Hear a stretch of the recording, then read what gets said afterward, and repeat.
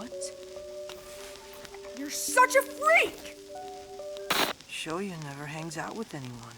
What a loser. Didn't you hear about him? Everyone knows. What are we, a couple of strays? You doing this to feel better about yourself?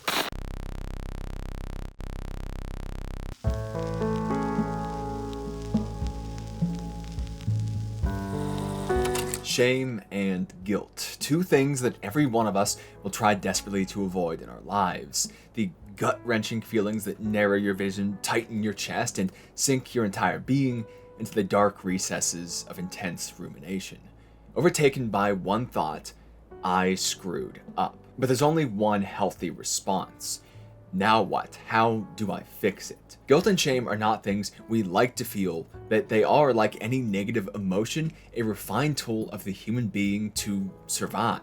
Pain, for instance, the most obvious negative feeling, serves one of the greatest purposes, keeping us from harm. Our body feels something detrimental occurring and shoots a response through the source up the nervous system to our brains, designed to pull us from that danger as quickly as possible. It makes for a healthy species that continues itself to avoid such things, and so to have that avoidance be as intense a feeling as possible up to a point. Guilt and shame are then sort of like a social form of survival. We do something negative in a societal context, like poking fun at a classmate who just so happens to be right there when we didn't know it, and all the joy drops from our body, leaving us anxious and embarrassed and guilty and shamed. We learn the feeling, really don't like it, hate it, avoid it, like the first time we tasted something awful, and so we never ate it again. The way we feel in that moment outweighs the pleasure we may derive from that supposed poking fun that we had at that classmate's expense, so the behavior is slowly removed from our being. We have evolved socially. Shame and guilt are then clearly important, but what if they're not applied? What if they're applied wrong? And what effect can they have on us when used so wrongfully? A Silent Voice is a look into just this, with its own unique and entertaining additions to the situation, and through the movie and some additional research, I'm happy to share those details with you here today, so let's get into it. A Silent Voice begins with its main character, Shoya Ishida, by a sudden shock and deciding to continue on for a moment. But we only have this baseline laid before it thrusts back into his past, a stark contrast of the bare bones minute and 40 seconds which communicates who Shoya has become, and the whimsical childhood we witness set to the Who's My Generation. We see a life in which the same action, jumping from a bridge, denotes two entirely different contexts. One, the absolute extent of living a joyful life, and the other simply the extent of life. The end. Not much time is wasted moving from this into Shoko Nishimiya's entrance, a deaf girl new to Shoya's class. Her first moments are met with an awkward traction as their teacher tells her to introduce herself, only remembering to make her aware of this exceptionally late as she opens her notebook to explain the situation. That book is her method of communication, causing some friction between her necessary slower communication and the fast-paced world of adolescence. While initially receptive, the class, most notably Naoka Ueno, begins to grow disdainful to their new addition, seeing her efforts as annoying since they sit outside of the norm. A sense almost of jealousy develops for some as their teachers are wrongly viewed from the outside as more lenient on Shoko, ignoring that she's hardly receiving any of the necessary accommodations at all. Shoya observes his classmates' behavioral shift to the new girl and becomes her harshest bully, beginning by mocking her speech, a method she isn't aware of, and ending on direct assault, one she certainly knows. The onslaught of bullying and theft of her hearing aids leads the school to finally take action, with Shoya's teacher blaming the entire ordeal on him, backed up by his classmates who admit their role in the bullying when asked. They hide behind the fact that they said he was awful, even though they laughed along to encourage him the whole way. Shoya then becomes the outcast, especially with Shoko's transfer, as he receives some of the same exact treatment he once enacted. The next stages of school life afford him no reprieve, as his former friends spread the rumor of who he was, and Shoya is left as the boy we open the movie on. He is not just overtaken by shame, he is shame itself. And that's because shame can have some exceptional impacts on our sense of self. A high sense of shame, usually formed from a constant outside force consisting of shame, is found most often in tandem with low self-esteem. And not just that, it also correlates with many other psychological issues, commonly depression and anxiety disorders as well. As a note for him specifically, it also has a relation to minimal eye contact, one of his most prominent social features. Experiencing many of those things at once, especially at the age Shoya is, can have a profound effect on who we are as a person and the rest of our life. The way we feel shame changes throughout our lives, and he is at the most susceptible point. As we progress into adulthood, the feeling lessens until the later stages of middle life, where it begins to worsen once more, matching pretty closely with the decline in our bodies, depressingly. But we feel it the most in those developmental stages exactly because of what they are. They're developmental, we're still forming. The identities of teenagers and young adults are not yet fully formed, but at that point, we're acutely aware of the fact that we do have an identity, even if it's not solid. In this period of the unknown, we also experience some of the most pressures to conform, leading through the stages of school to our first career experiences, where things like interviews, for example, encourage a sense of familiarity for the people you work with, who you want to be similar to fit in, the expectations of someone in that role, what they expect of, say, an engineer or a teacher, the idea of professionalism, which actively discourages genuine personality traits, and so on. Because of this combination of our own development and outside pressures, we feel shame exceptionally harshly. So if it becomes all one feels, as it does with Shoya, our very identity itself can become shame, or maybe more accurately, the negative logic which it introduces to us. Let's dip into his later teenage years for one moment and look at how he expresses his relation to different scenarios to see this shame-induced logic. Having apologized to Shoko recently, Shoya wonders whether he deserves to visit her again, and he comes to the conclusion that he needs a reason or excuse to visit her. Luckily, a coupon for bread, which she uses to feed the fish every Tuesday, provides him one, but his internal calculations make clear he believes no one would want to see him. He can only provide utility through other means. Having made friends with someone for the first time in years, Tomohiro, a classmate who he helped avoid a bike theft, Shoya questions to him directly what it takes for a friendship to happen even after they've spent what seems to be an entire fun day together. He wonders, Is there some sort of friendship process you go through? Do you need any specific qualifications? which reinforces this transactional idea. He alone is not valuable, but maybe he's qualified to be a utility for someone. He certainly hasn't been so far, right? His loneliness is internally logical. For one last example, when Shoko's younger sister Yuzuru gets him suspended from school by posting a picture of him jumping in the river and then admits to the act, he responds that it's actually a relief to know who did it and why. After all, he brought it on himself, right? And he says this even though he only jumped in the river for Shoko's sake, since she just had. This mistake was really not his, but every bit of every action is seen in his fault. We can trace all of this back to shame and its negative mental effects. Let's see why by exploring our other topic, guilt. Often used interchangeably, the two terms actually have an important distinction. Let's look at it with a very basic statement. Say, oh, I was late to work, I'm the worst coworker, versus I was late for work, I made it harder on my coworkers. Well, similar, these statements showcase the difference between shame and guilt. Shame places the blame and focus on oneself. We feel negative about who we are, not what we did. Guilt is the latter of that statement, where we feel not that we are awful, but that we did do something awful. It performs more in line with empathy because it focuses on how we impacted others rather than who we are because of that. The actions we take from these feelings then naturally differ since they incur different feelings within us. Guilt gives us reason to be more outward, to make amends with the people to resolve that feeling. Since it depends on them, if we receive an apology or make those amends, the feeling can be alleviated and we feel better. It tends us towards action. Shame, on the other hand, focusing internally drives us away from others. Since we're awful and can't do anything for them, then fixing things isn't really an option. I mean, the best result must be to just remove ourselves from their presence in their world so we can no longer impact it. This is what we see with Shoya. Even when people desire to interact with him, he won't allow that interaction to occur because nothing good can come from him and his interactions, right?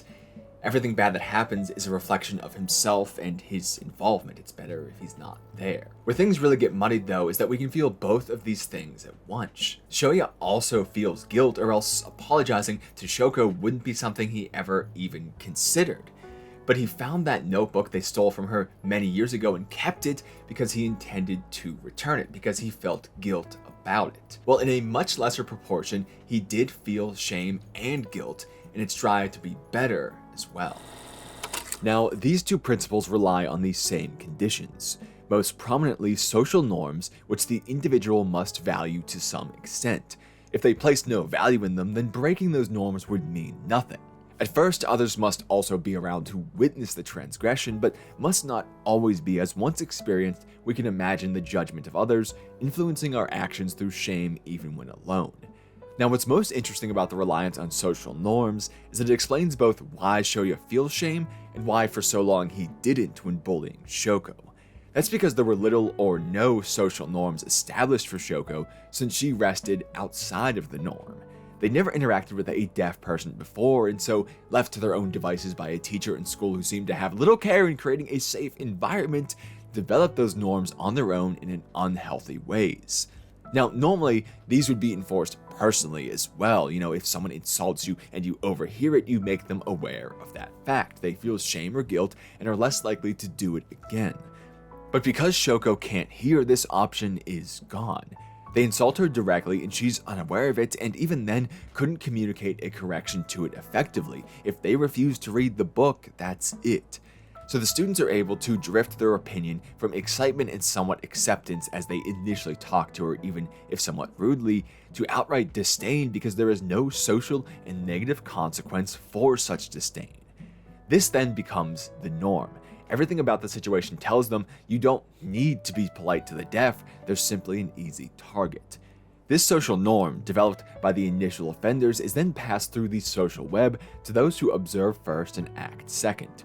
Shoya is one of these people. A little detail that entirely changes his character is that he observes the worsening treatment of Shoko before he ever partakes in it himself. This is mostly through Naoka. She makes the initial insult that isn't heard, shows frustration that Shoko can't sing, and begins to blame her for their presumed failure in choir, and believes that Shoko is somehow lucky for not being lambasted by their teacher while reading. At each of these occurrences, we see Shoya watching from the sidelines, stopping his action to take in exactly what's happening. He is, first and foremost, someone seeking to learn about the social process to then understand how to feel positively and fit in through it. We can skip to his later interactions to understand this. First and foremost is the quote we already played between him and Tomohiro, where he directly comments on the requirements for friendship, as if it's something definable which can be seen and understood like a formula for success. There's also his thoughts later, once gathering a group of friends, where he wonders, Is it okay? Am I allowed to have this much fun? While this is mostly a statement of shame, it also maintains this formulaic mindset. Have I received enough retribution to be allowed happiness? It's a matter of quantity. And from his family, we can infer that he may have always had a strong desire to fit in and have attention and have friends, and thus would act in ways which made him the most popular, that is, the way he's observed popular people to act. He understands from a young age that the money his mother gives to Shoko is very important, so he isn't wealthy by any means. His sister and her child still live at home, and Shoya's father is never even mentioned in the entire story. He hasn't exactly had the most normal life, and having an absent father and mother who clearly has to work hard, likely with long hours, would leave him with a desire to be surrounded as much as possible. So you begin to observe and adapt to make that thing happen. You become the center of attention by seeing what holds people's attention best. And in that classroom, Shoko was taking the attention at the same time as he witnessed his friends showing disdain for her. So this mixes to create his bullying, a method for him to gain something positive, loves, and laughs. It's not just putting someone down to feel better, but putting someone down so your friends feel better and so they can like you more. This is where the social norm comes back into play. We have ones which exist to prevent this type of behavior. There is nothing which inherently ties positive emotions to moral actions. Some people will feel stronger by bullying, by making someone appear weaker. They begin to seek out good feelings through bad actions. Social norms, when done right, enforce negative emotions to go against this. They may feel better from bullying, but not when it comes to shame or guilt. If hurting one person turns 6 more on them, makes them feel bad inside, they probably won't do it again. Their ill-guided search for beneficial feelings has only met them with an even worse one, a long-lasting and internal one which can't be escaped or run away from or dealt with by handling other people. You can't run away from emotions, at least not forever, trust me on that one. Shame and guilt are powerful factors, and when implemented in the sake of moral and beneficial norms, have a place in good social interactions. But we should emphasize guilt over shame. As we said, the latter often leads to avoidance, not to action. Shame can lead to better outcomes, but its good applications are much more limited due to the internalized nature. The actions which cause shame usually must be repairable for it to lead anywhere beneficial. Say, if we can dispel that feeling by doing something a little bit more, by correcting that action, then we will, and that can lead us to consider our own negative traits. Sometimes it isn't just that we did something bad. It's that we had a reason of who we are to do something bad. We had a negative trait which requires some amount of introspection and work to be shifted to something more healthy. So shame can be more useful in less serious situations, low stakes ones where a simple correction is possible, and as such won't leave us endlessly tortured by a negative view of who we are. And with this in mind, we can see why this class's teacher is one of the worst people to ever exist, and I hate him so much and wish he never got to teach again, even though he's just fictional. Seriously, fuck this guy. I say this because of these frames of animation right here, and once again, how they present a small detail that reveals so much about Shoya, and about our topic today. The way he's about to raise his hand, presumably to confess, given they're being questioned about Shoko's bullying, is perfect. This is him feeling guilty. He did something bad, everyone knows he did something bad, and to avoid a bad feeling, he should get over it and confront the situation, even if that also makes him nervous. But it's better than living with this feeling. Then, by sharply and harshly calling him out, despite never having shown a care about how they acted before, the teacher turns that guilt into shame. Finally, the authority figure has introduced a standard by which to act, a new social norm, but that standard is not "don't bully your classmates." That standard he sets is "Shoya is awful." And then all this serves to do is make Shoya the next easy target, because he is now no longer protected by social norms. In fact, he is actively persecuted by the creation of ones which exclude him. His initial reaction tracks with this observational behavior as well. His defense is, That's not fair! You were making fun of her too, Kazuki! The girls were doing it too! which shows it as both a normal he learned and who he learned it from. Everyone was doing it, it couldn't have been bad, right? By turning this kind of behavior onto him, it then reinforces the negative mentality he gets, how he logically transforms from his outgoing self to his introverted one. If the whole class is now allowed to do what he did to Shoko to him, then he must be like how they viewed her, simply worse, deserving of the treatment he received.